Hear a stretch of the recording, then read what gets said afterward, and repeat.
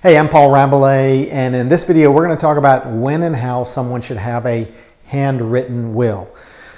Okay, so about 60% of adults don't have a will in place, and the consequences of that are the state determines who gets your stuff, the state determines when they get it, the state picks someone to oversee and manage things until the government gets around to overseeing the distribution. And if you have minor kids and you don't have a will, the state will pick who will raise your kids, and then the courts will oversee your minor children's inheritance until they reach the age of majority, when it gets dumped in their lap at that time. So it's a real mess. Most people realize they need to have a will, but there's a lot of people out there who either don't or won't hire a lawyer or a law firm to put their will in place. Either they are uncomfortable with the thought of doing that, they don't want to part with the expense, and so they just don't do it. So I wanted to create a company to make that process easier. In 26 states out of our 50, holographic wills are permitted, where it's pretty easy to write a will. You can get out a piece of paper and a pen,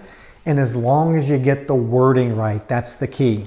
Then you can have a will that's just as valid as any other will, and it can protect your loved ones so that things go where you want it to go at the right time.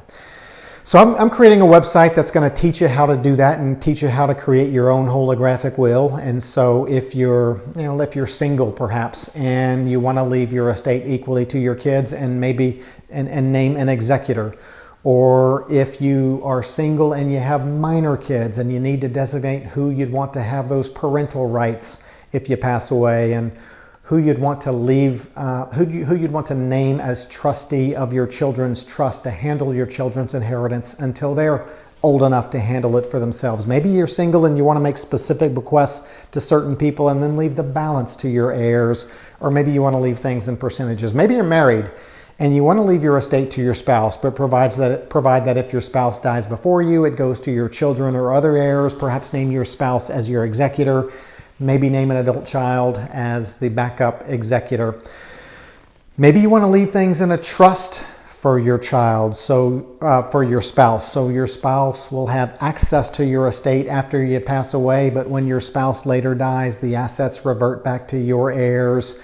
Maybe you're a married couple who has young children, and you want to name those backup parents for the children so that the courts will honor that decision that you made. And you want to make sure that what goes to your children doesn't get dumped in their laps when they're 18. And you want to designate that things will go to a trust for them so that the right people will manage it for them, use it for their education and other needs, and then your children will get it at a later date when they're more financially responsible. So those are a lot of the issues that we address when we help people get their wills right. So what I want to ask for a favor from you in this video is, if you're out there and you've never have a will, or you have a will and it's just old and outdated, what are you looking to do? I want to make sure with our website we cover the types of situations that people typically want to provide. So in the comments below, let me know if you're single and what your biggest thing that you'd like to accomplish with your will is, or if you're married, how you'd want to, what are some of the worries that may keep you up at night, or before you get on an airplane, or before you go on a trip. What are some of those things that you want to make sure get addressed when you get your will done? And then I'm going to make sure that we take those answers, take a good look at them, and we incorporate our instructions to be able to accommodate those concerns that you have.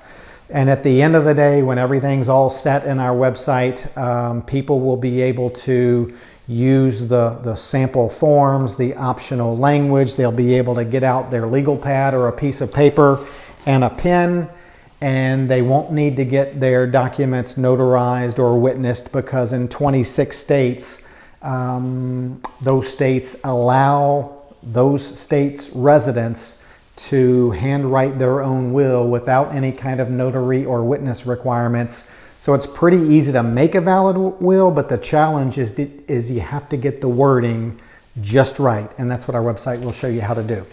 So I need your comments below so we can make this thing as good as we can make it. I need your feedback. So feel free to give me any suggestions you'd like to give me in the comments below. Also, really like to see you, as we're just starting out, hit the subscribe button and the notification bell. And then if you feel like this is something that could provide you with some value, give it the old thumbs up as well. So hope that helps. Really look forward to the opportunity and the challenge to put materials in place that will make it easy and fast and simple for the public to be able to have their own handwritten will that not only is valid, but is written correctly so that you have the protections in place for your family that you'd like to have. Okay, comments below. We'll see you next time.